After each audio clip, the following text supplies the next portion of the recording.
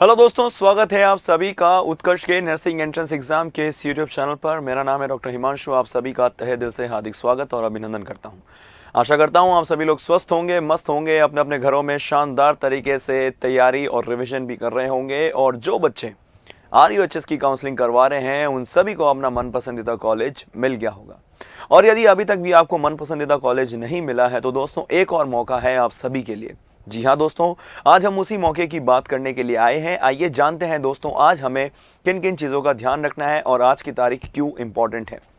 तो दोस्तों ध्यान रहे, यहाँ पर आप सभी के लिए RUHS की राउंड 2 की जो प्रक्रिया है दोस्तों वो अब शुरू होने वाली है। अब इसके अंदर राउंड 2 में यदि आपको भाग लेना है, हिस्सा लेना है, जिन लोगों को कॉलेज मिला है, जिन लोगों को कॉलेज नहीं मिला है, उन सभी को किन किन चीज़ों का ध्यान रखना है, एक बार काउंसलिंग शुरू करवाने से पहले इस वीडियो को अच्छे से देख लें। और यदि आपकी नज़र में कोई आपका ऐसा दोस्त है जो RUHS की काउंसलिंग करवा रहा है तो उसको भी ये वीडियो ज़रूर शेयर कर दें, क्योंकि शायद ये वीडियो उसको अपनी काउंसलिंग करवाने और अपनी मन पसंदीदा कॉलेज लेने में कहीं ना कहीं बहुत ही ज़्यादा हेल्प करने वाला है। तो दोस्तों आप सभी को पता है हम यहाँ पर RUHS के काउंसलिंग का जो राउंड 1 है वो लगभग खत्म होना है। अलॉटमेंट लेटर्स जो है दोस्तों वो जारी हो चुके हैं और अब जो है दोस्तों हम राउंड 2 की बात करने वाले हैं। जैसा कि आप सभी को पता है दोस्तों, यहाँ पर जब हम काउंसलिंग के शेड्यूल की बात करते हैं दोस्तों, तो यहाँ पर आखिर में आप देख रहे होंगे printing of allotment letter round 1 and joining at the allotted college for deposition of registration form along with all the relevant document and prescribed fees। ये है आपकी 22 तारीख जो कि जा चुकी है दोस्तों। अब 23 तारीख यानी कि 23 तारीख को आपका क्या होना है दोस्तों, नर्सिंग, पैरामेडिकल और फिजियोथेरेपी का जो प्रोविजनल सीट मैट्रिक्स है वो राउंड 2 के लिए जारी होना है। तो चलिए दोस्तों देख लेते हैं क्या हमारा आज जो है दोस्तों राउंड 2 का जो बेटा हमारा सीट मैट्रिक्स है क्या वो जारी हो चुका है। और मैं कहूँगा कि सर नहीं हुआ है। क्यों नहीं हुआ है?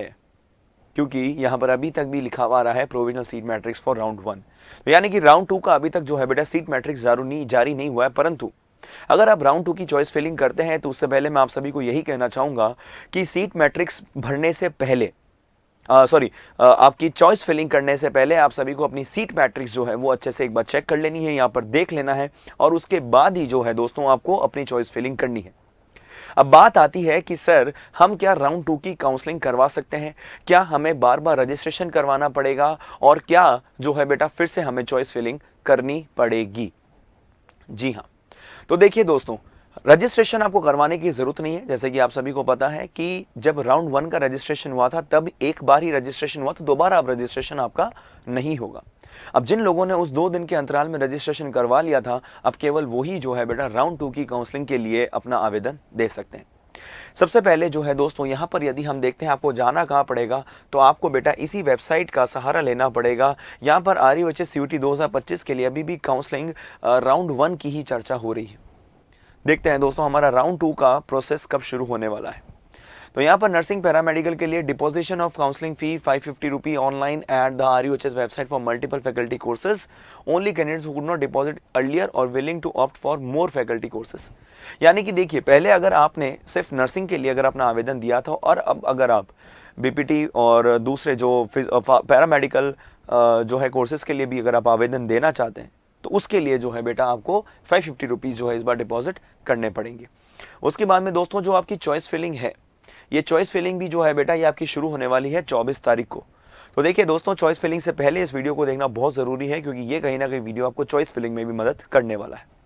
तो यहाँ पर अब जो है दोस्तों आपको यहाँ पर चॉइस से लेकर 27 तक आपकी चॉइस फिलिंग रहने वाली है, जहाँ पर आपको फिर से एक और ऑप्शन दिया जा रहा है कि यदि आपने पहले जो ऑप्शंस भरे हैं उसके अकॉर्डिंग अगर आपको कॉलेज नहीं अलॉट हुआ है तो इस बार जो है बेटा आप फिर से अपनी चॉइस फिलिंग करके और जो है अपनी कॉलेज यदि आपको अलॉट नहीं हुआ है तो एक बेहतर तरीके से चॉइस फिलिंग करके आप कॉलेज अलॉट आपको करवाया जा सकता है।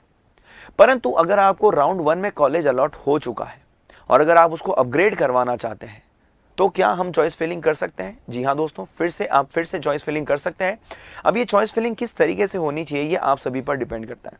देखिए यदि आपको आपकी चॉइस के अकॉर्डिंग कोई निचले लेवल का कॉलेज मिला है तो अब आपको अपग्रेडेशन कौन सी कॉलेज में करवाना है उसके हिसाब से आप अपनी सूची या अपनी लिस्ट बना सकते हैं। और अगर आपकी कोई एक ही प्रिफर्ड कॉलेज है कि आप मेरे को मिले तो सिर्फ यही कॉलेज मिले, नहीं तो मैं जिस कॉलेज में मुझे अभी राउंड 1 में जो मुझे कॉलेज मिला है मैं उसमें संतुष्ट हूं, मुझे कोई दिक्कत नहीं है, तो बेटा चॉइस फिलिंग में सारी कॉलेजेस मत भरिएगा। चॉइस फिलिंग में वही बच्चे ज्यादा से ज्यादा कॉलेजेस भरें जिनको राउंड 1 में कोई कॉलेज अलॉट नहीं हुआ है। जिनको राउंड 1 में कोई कॉलेज अलॉट नहीं हुआ है वो चाहे जितनी चॉइसेस फिर से भर सकते हैं और अपनी प्रेफरेंस के हिसाब से अपनी चॉइसेस को भर सकते हैं। पर यदि आपको राउंड 1 में कॉलेज अलॉट हो चुका है तो मैं आपको यही हिदायत देना चाहूंगा कि आपको यदि कोई अच्छा कॉलेज मिला है बट फिर भी अगर आप उस कॉलेज को अपग्रेड करवाना चाहते हैं तो जिस कॉलेज में आप अपग्रेड करवाना चाहते हैं केवल उन्हीं कॉलेजेस का नाम भरें। क्योंकि अगर मान लीजिए आपने कोई दूसरी कॉलेजेस का नाम भर दिया और उसमें अगर आपकी सीट अपग्रेड हो गई और बाद में अगर आप ये सोचते हैं कि मैं उस कॉलेज में नहीं जाना चाहता हूं तो बेटा अब आपके पास कोई चॉइस नहीं होगी। आपको राउंड 2 में जो कॉलेज मिलेगा आपको उस कॉलेज में एडमिशन लेना ही पड़ेगा। परंतु यदि आप ये चाहते हैं कि यार ये वाली जो कॉलेज है बहुत मिडिल या ओके ओके कुछ कॉलेज मेरे को मिली है राउंड 1 में, बट मैं ये चाहता हूं कि राउंड 2 में मेरी कॉलेज अपग्रेड हो जाए, तो बेटा बिल्कुल पूरे चांसेस है कि आपकी कॉलेज अपग्रेड हो सकती है। पर मैं ये चाहूंगा कि जब आप चॉइस फिलिंग करें तो अपने से ऊपर लेवल की जो कॉलेज है सिर्फ उसी के लिए चॉइस फिलिंग करें।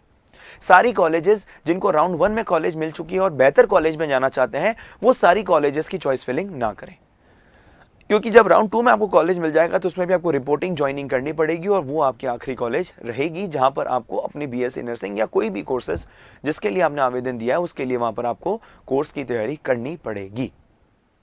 तो ये था बेटा राउंड 2 का पूरा सिस्टम। पर जाने से पहले कुछ इंपॉर्टेंट इंस्ट्रक्शंस भी आप सभी के लिए हैं जो आरईओएचएस की ऑफिशियल वेबसाइट पर जारी किए गए हैं, वो भी आप सभी को बहुत ही शांतिपूर्वक देखने। तो यहां पर कुछ इंस्ट्रक्शंस हैं। यहां पर सबसे पहले आपको क्या करना है बेटा, चॉइस फिलिंग कर लेनी है। चॉइस फिलिंग करने के बाद में यदि आपको कोई भी डाउट है आप उसको मॉडिफाई कर सकते हैं। आपके पास 3 से 4 दिन का समय रहने वाला है, आप उसको मॉडिफाई कर सकते हैं और उसको फिर आप सेव कर सकते हैं। उसके बाद में आपको अपनी चॉइस फिलिंग का एक जो है बेटा प्रिंट आउट निकलवा लेना है। ये मैं नहीं, ये आपकी आरईओएचएस की ऑफिशियल वेबसाइट खुद कह रही है।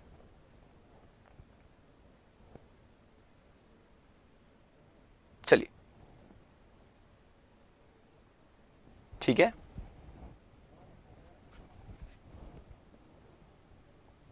यहां पर अब जो है दोस्तों आप सभी को ध्यान ये भी रखना है कि यहां पर आपके पास कुछ इंपॉर्टेंट इंस्ट्रक्शंस भी है जो कि आपको ध्यान से पढ़ने हैं।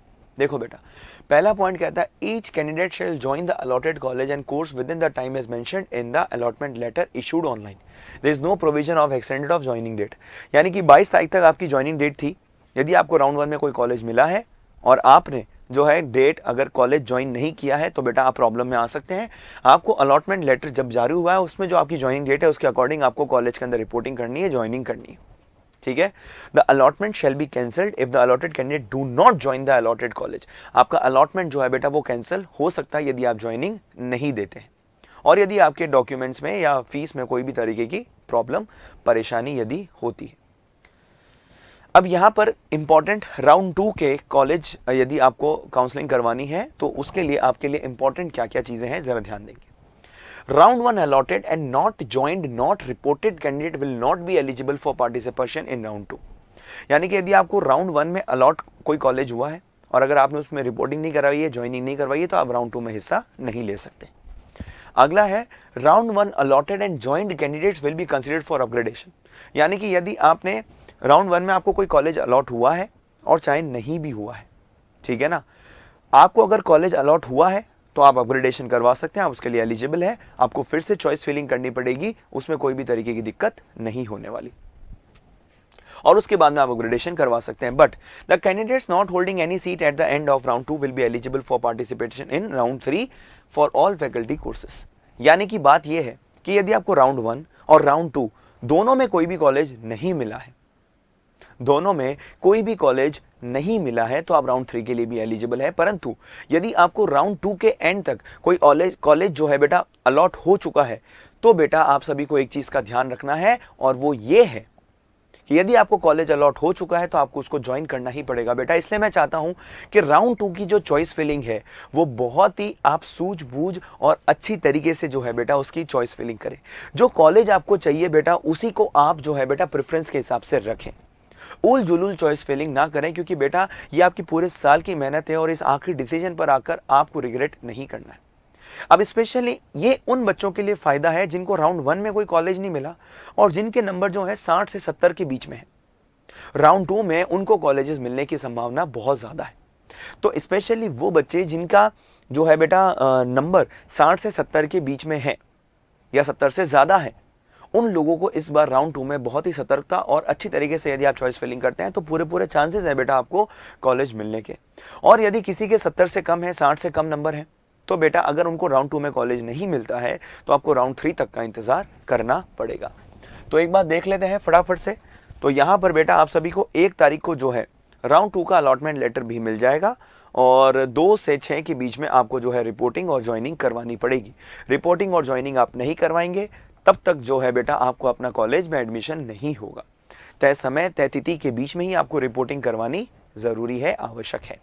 साथ ही साथ में एक और चीज़ सुन ले बेटा आप, यदि आपको राउंड 1 में कोई कॉलेज मिला है, आपने फीस डिपॉजिट कर दी है तो उसमें टेंशन लेने की कोई बात नहीं है। यदि आपकी राउंड 2 में सीट अपग्रेड होती है तो बेटा ऑटोमेटिकली फीस जो है बेटा वो दूसरी कॉलेज को डिपॉजिट हो जाएगी। आपको दोबारा पूरी फीस जो है डिपॉजिट करने की ज़रूरत नहीं है। एक बार आपको अपनी पहले राउंड वाली जो कॉलेज है उसके अंदर जो है आपको एक बार जाकर मिलना पड़ेगा, बात करनी पड़ेगी। वो किस तरीके से आपको गाइड या इंस्ट्रक्ट करते हैं उनसे बात कर लीजिएगा तो ईजिली आपका जो फीस है बेटा वो सेकेंड राउंड या जो आपको कॉलेज मिला है उसके अंदर वापस चला जाएगा। और उसके बाद में दोस्तों ये राउंड 3 का सीट मैट्रिक्स 7 तारीख से यानी कि 7 जो है बेटा अगस्त से जो है बेटा फिर से आप सभी के लिए राउंड 3 का पोर्टल भी खुला हो जाएगा। तो अगस्त में जो है काउंसलिंग की प्रक्रिया भी खत्म हो जाएगी और सितंबर में जो है आपका सेशन भी शुरू हो जाएगा। तो दोस्तों आशा करता हूँ आपको आज का सेशन लेक्चर अच्छा लगा होगा। अगर आपको अभी भी कोई डाउट रह जाता है तो आप नीचे कमेंट करके बता सकते हैं, उसके लिए अलग से आप सभी के लिए सेशन लाया जाएगा। और यदि आपको ये वीडियो अच्छा लगा तो आप अपने RUHS के सभी दोस्तों के साथ शेयर कर सकते हैं, लाइक कर सकते हैं इस वीडियो को और चैनल पर यदि नए हैं तो सब्सक्राइब किए बिना बिल्कुल भी मत जाइएगा। तो दोस्तों इसी के साथ आप सभी से आज के सेशन की अलविदा लेना चाहूँगा। जुड़े रहिए उत्कर्ष के साथ, तब तक के लिए thank you so much and all the very best for round 2 counselling. Thank you दोस्तों।